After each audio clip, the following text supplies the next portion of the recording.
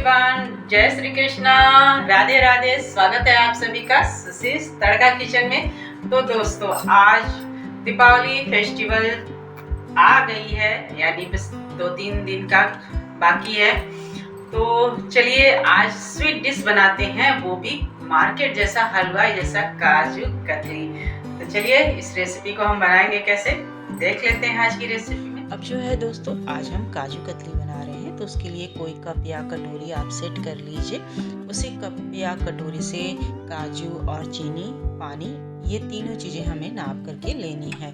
तो यहाँ पर मैंने फ्रिज का ठंडा रखा हुआ काजू लिया है। ध्यान दीजिएगा मैं क्या बोल रही हूँ, फ्रिज में ये अच्छे से ठंडा होना चाहिए, यानी आप काजू को बिल्कुल ठंडा करके ही लीजिएगा, या फिर आधे घंटे पहले आप फ्रीजर में काजू को रख दीजिएगा।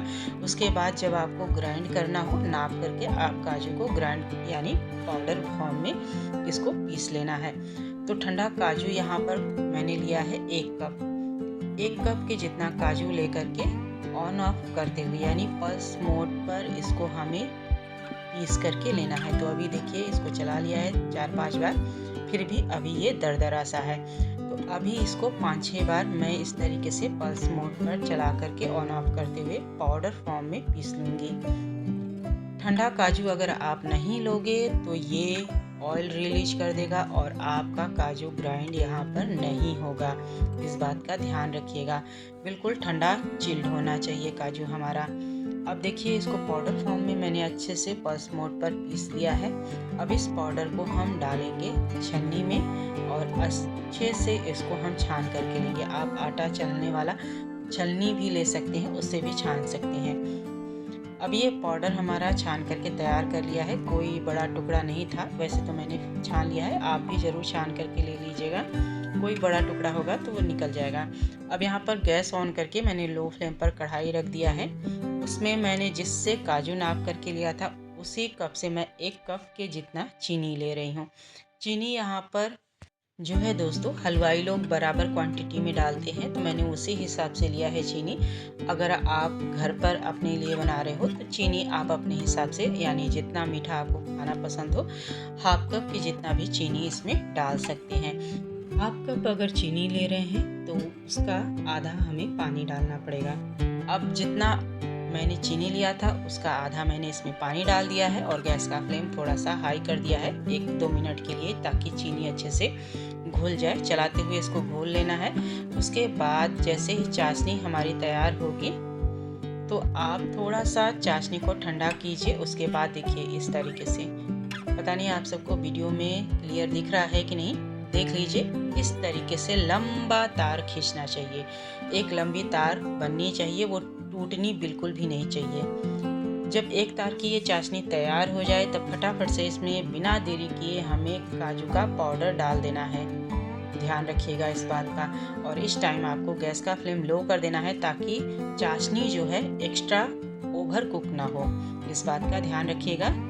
जैसे ही आप चाशनी को चेक कर लें, गैस का फ्लेम बिल्कुल भी मीडियम से लो कर देना है, हाई बिल्कुल भी नहीं रखना है इस स्टेज पर।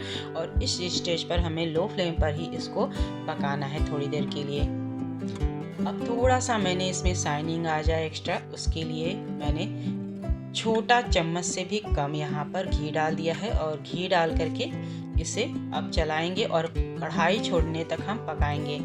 गैस का फ्लेम यहाँ पर इस स्टेज पर जब ये तैयार हो जाएगा, मिक्सचर कढ़ाई छोड़ने लगेगा, तब बंद कर देना है। और थोड़ा सा मिक्सचर को जो है हाथों पर लेकर के आप चेक कर लीजिए। ठंडा करने के बाद इस तरीके से गोली बनाइए, और जब ये लगे कि गोली बन रहा है और बिल्कुल हाथों पर चिपक नहीं रहा है, तब समझिए ये मिक्सचर जो है काजू कतली बनाने लायक तैयार हो गया है। तो फटाफट से बिना देरी किए हम इसे निकालेंगे बेकिंग पेपर पर।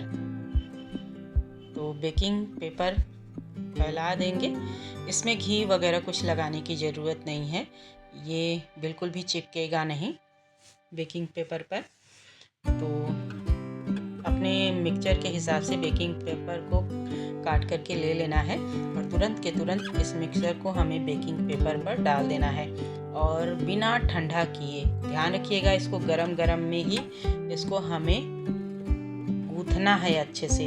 मैं आम भाषा में बोल रही हूँ, गूंथना है। जिस तरीके से डो आप लगाते हैं दोनों हाथों की सहायता से अच्छे से इस तरीके से पेपर को पकड़ते हुए, देखिए वीडियो में देख लीजिए जिस तरीके से मैं कर रही हूँ, इस तरीके से तकरीबन आपको 5 या 6 मिनट के लिए यही प्रक्रिया करनी है।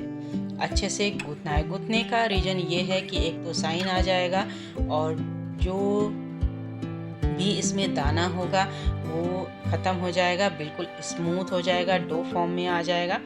और ये जैसे ही धीरे धीरे ठंडा होगा ये जमाने लायक हो जाएगा। तो देखिए, देख लीजिए जैसे जैसे ये ठंडा होता जाता है ये पेपर को भी छोड़ता जाता है। स्टार्टिंग में चिपकता है पेपर में, उसके बाद जैसे जैसे ये ठंडा होगा वैसे ही ये बिल्कुल स्मूथ हो जाएगा, क्रीमी हो जाएगा टेक्सचर इसका। तो मैं बाहर आ गई हूँ पंखे की हवा में ताकि ये जल्दी काम हो जाए, थोड़ा सा जल्दी ठंडा हो जाए। और काफ़ी गर्म है, हाथ बिल्कुल लगाने लायक नहीं है, अभी काफ़ी गर्म है ये। तो पंखे की हवा में कर लूँगी तो ये जल्दी ठंडा भी हो जाएगा और ये हमारा मटेरियल तैयार भी हो जाएगा। तो यहाँ पर देख लीजिए जिस तरीके से मैं इसको गूंथ रही हूँ उसी तरीके से आप भी पेपर को पकड़ते हुए गूंथिएगा। अब ये जमाने की कंसिस्टेंसी पर आ गया है, इससे ज़्यादा देरी हम नहीं बिल्कुल करेंगे। देख लीजिए बिल्कुल स्मूथ हो गया है, कोई दाना नहीं है इसमें। अब इसको हम जमाएंगे। तो जमाने के लिए आप किसी ट्रे या थाली का भी यूज कर सकते हैं, या फिर मैं इसको जो है दोस्तों इसको किचन स्लैब पर ही जमाऊंगी।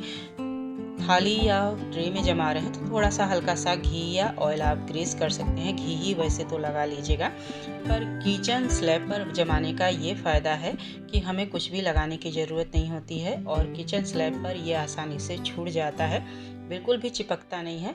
तो मैं पेपर का, जिस पेपर से मसल रही थी इसको, उसी पेपर का यूज करके बेलन की सहायता से पतला, जैसे काजू कतली होता है उसी तरीके से उतना पतला ही बिल्कुल बेल करके तैयार कर लूँगी यहाँ पर। तो देखिए स्क्वायर शेप में मैंने इसको बेल लिया है पतला सा। अब जो है थोड़ा सा पैचुला से किनारे जहाँ से मुझे लगता है कि मोटा है वहाँ से जो है दोस्तों इसको मैं पीट करके पतला कर लूँगी। और यहाँ पर देखिए मैं लगा रही हूँ सिल्वर वर्क। तो अगर है दोस्तों, अगर आपके पास तो लगा लीजिएगा। मेरे पास था तो मैंने लगा दिया है, बिल्कुल मार्केट वाला लुक है इसलिए मैंने लगा दिया है।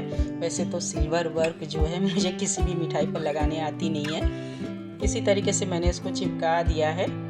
अब इसको हम डायमंड शेप में कट करेंगे, तो उसी हिसाब से आप जो है एक ही साइज के आप डायमंड शेप में कट कर लीजिएगा। पहले तिरछे पर निशान लगा लीजिएगा, उसके बाद वापस से दूसरे साइड से तिरछे पर निशान लगा करके कट कर लीजिएगा। अब जो है ये अच्छे से सेट हो गया है, ठंडा हो गया है। तो बस किचन स्लैब से थोड़ा सा नीचे से आप चाहे तो चक्कू लगा सकते हैं, वैसे तो ये आराम से छूट जाता है, कोई दिक्कत नहीं आती है जैसे ही ये अच्छे से ठंडा हो जाता है। लीजिए दोस्तों, काजू कतली मेरी बन करके तैयार हो गई है। तोड़ करके भी मैं दिखा दे रही हूँ, देख लीजिए कितना अच्छा स्मूथ टूट रहा है, बिल्कुल मार्केट जैसा ये बन करके तैयार हुआ है। दोस्तों मेरी काजू कतली बन करके तैयार है, बिल्कुल हलवाइयों जैसा। तो आप भी बनाइए। मिलते हैं फिर, तब तक के लिए बाय बाय।